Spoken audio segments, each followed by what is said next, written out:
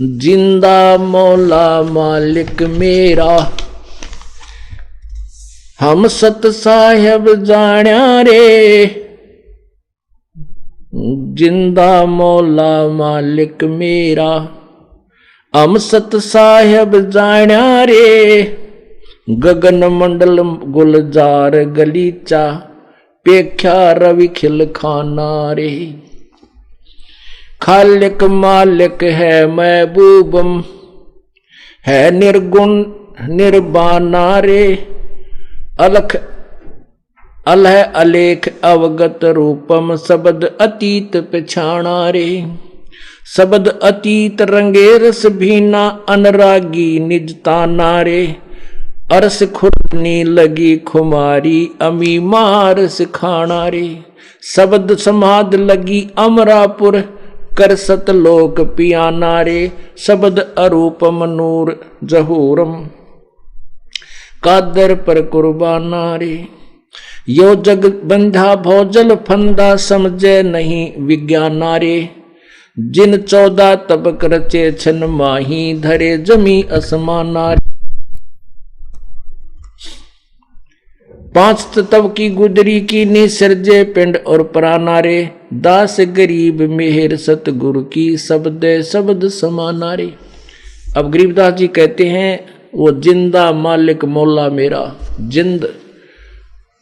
जिंदा महात्मा के रूप में परमेश्वर कबीर जी आकर के गरीबदास साहिब जी को मिले थे।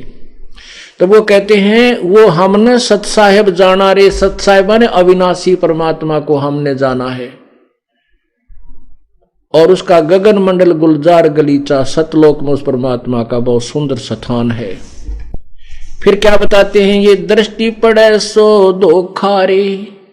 कहते जो तुमने ये दिखाई दे रहा ना इस पिंड और ब्रह्मांड में, और जो भी ये लोग यहाँ दिखे, ये सब धोखा है, ये सब नासवान है। दृष्टि पड़े सो धोखा रे, खंड पिंड ब्रह्मांड चलेंगे, ये थिरना रैसी लोकारे, थिरना रैसी लोकारे। रजगुण ब्रह्मा तम गुण शंकर, यो सतगुण विष्णु कहावे रे। चौथे पद का भेद नियारा, कोई बिरला साधु पावे रे। भाई रजगुण ब्रह्मा तम गुण शंकर और सतगुण विष्णु कहावे रे।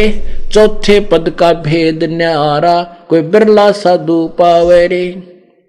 रग यजु श्याम अथर्वण, ये चारों वेद चितभंगी रे। सूक्ष्म वेद बाचे साहेब का, सो संत सत्संगी रे। अब क्या निर्णय दिया है, रग यजु श्याम अथर्वण, ये चारों वेद चितभंगी रे। सब सम वेद बाचे साहेब का, सो हंसा सत्संगी रे।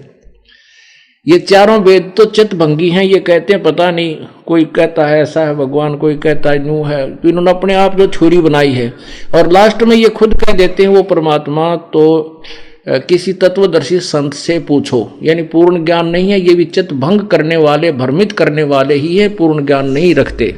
और फिर क्या बताया है, रग यजुर और श्याम अथर्वण, ये चारों वेद चितभंगी रे। सब सूक्ष्म वेद बाचे साहेब का, सो हंसा सत्संगी रे। वो सच्चा सत्संगी माने वो तत्व ज्ञान का साथी है, सत्य का साथी है। उसने तत्व सत्य को पहचान लिया है, उसने सत्य को ग्रहण कर लिया है, वो सत्य के साथ चल रहा है।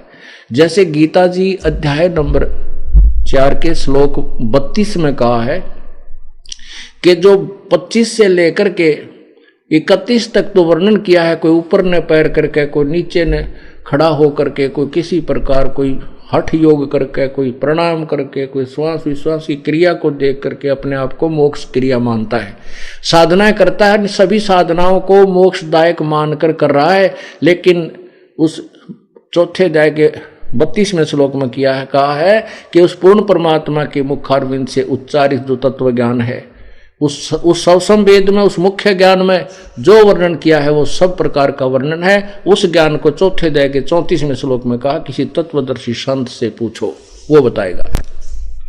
उसी के विषय बता रहे हैं कि सबसम वेद जो पांचवा वेद है, सबसम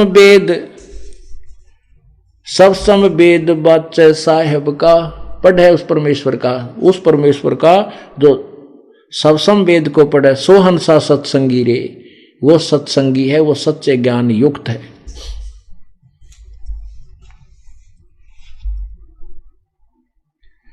अलंकार अघन रागी दृष्ट मुष्ट नहीं आवे रे, अकह लोक का भेद न जाने, चारों वेद के गावे रे। आव जाव सुहंसा कहिए परमहंस नहीं आया रे, पांच तत् तीनों गुण तूरा यो तो कहिए माया रे। सुन मंडल सुख सागर दरिया परमहंस परवाना रे, सतगुर मैली भेद लखाया है सतलोक निधाना रे। अगम दीप अमरापुर कहिए हिलमिल हंसा खेले रे, दास गरीब देश वो दुर्लभ कोई सच्चा सतगुरु बेले रे। कहते हैं वो सतलोक बहुत दुर्लभ है, लेकिन कोई सच्चा संत सतगुरु सच्चा संत ही पूर्ण संत ही उसको तो आपको वहां सतलोक ले जा सकता है।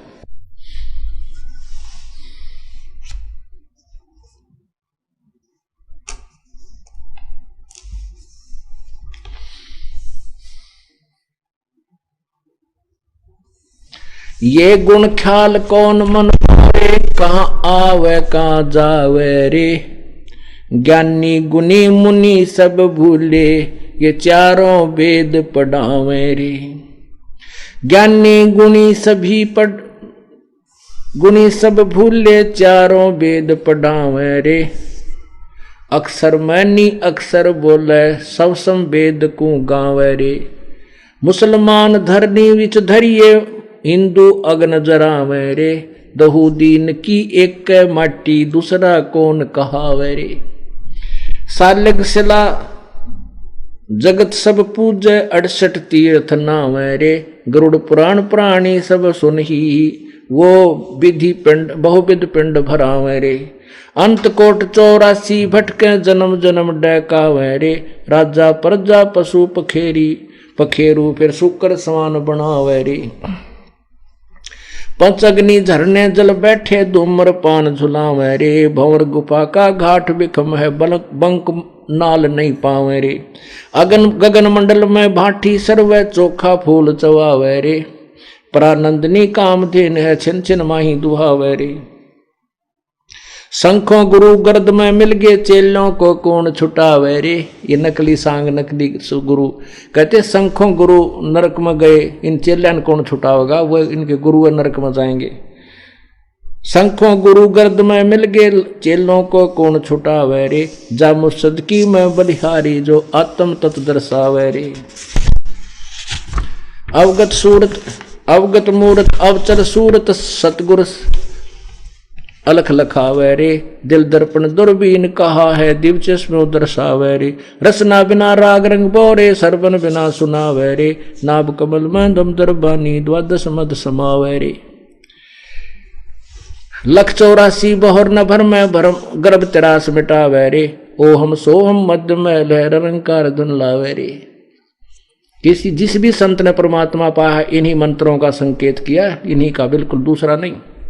जैसा कल आपको नानक साहिब जी के जन्म साखी में भी यही प्रमाण बताया था, उनके ग्रंथ साहिब में भी ऐसा ही लिखा है, प्राण संगरी में भी यही संकेत है। परमात्मा हमें यही बताने की चेष्टा करते हैं कि इस काल ने आपको इतना भ्रमित कर दिया है, आपने बहुत समय से एक ऐसे अज्ञान को सुन लिया कि तत्व ज्ञान को सुनकर फटक जाते हो, घबरा जाते हो, सामने प्रमाण देखकर भी मन स्वीकार करने को तैयार नहीं होता है।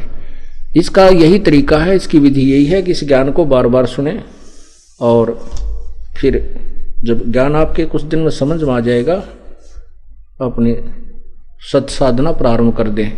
इस ज्ञान उपदेश लेने से पहले अपने संशय को पूरा निवारण कर ले, और नाम लेने के बाद फिर अगर मगरम नहीं रहनी चाहिए। अगर आपके नाम लेने के बाद आपको किसी भी प्रकार का जो गुरुदेव के ज्ञान में परमात्मा की विधि में आपके मन में ये आता है तो वैसे कह रहा ऐसा नहीं हो सकता, तो आपका नाम खंडित हो जाएगा। क्योंकि जब आप गुरु शिष्य के रोल में आ जाओगे तो फिर आपको ब्लाइंड फेथ करना पड़ता है। परमात्मा पाने का तरीका है ब्लाइंड फेथ, यानी बिल्कुल पूर्ण विश्वास, अंधविश्वास कि फिर गुरुजी जो कहें वो सत्य है, सत्य है। और ऐसे ही परमात्मा तक हम पहुंच सकते हैं और कोई तरीका नहीं। लेकिन गुरु बनाने से पहले आपने कौवे से भी ज्यादा चतुर होना चाहिए। बहुत ध्यान से बार बार 100 बार सत्संग सुने, पूरे विस्तार से सुने और फिर नाम ले लेना चाहिए। पुण्यात्मा समझदार होते हैं, उनको 1-2 सत्संग में पूर्ण पता हो जाता है कि ये संत कितना ज्ञान रखता है। प्रमाण आपके सामने रह रह कर देता हूं, इसलिए देता हूं कि आपका भ्रम दूर हो जाए। और उपदेश लेने के बाद फिर आपके मन में जो दास मुख से शब्द निकाले, हृदय में पक्की जज्जा गुरु जी सत्य कहते हैं, क्योंकि ये प्रमाण के बिना बात करते नहीं। तो फिर आपके मन में ना तो कोई दोष उत्पन्न होगा, और जब तक आप कच्चे पक्के होकर नाम ग्रहण कर भी लोगे तो आपको बीच बीच में 100 प्रकार की बकवादें आती रहेंगी, जो आपके लिए भक्ति बाधक बनती रहेंगी।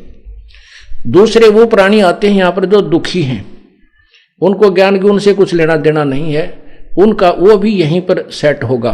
उनको आते ही परमात्मा सुख देंगे, ऐसे सुख देंगे वह सोच भी नहीं सकता था कि ये सुख भगवान दे देता है वर्तमान में।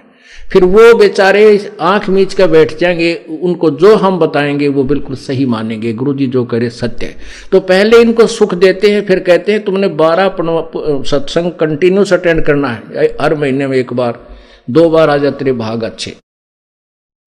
तो उसका हमारा उद्देश्य है कि यहां आने से आपको बहुत पुण्य होता है, क्योंकि आप बहुत पुण्यहीन हो चुके हो।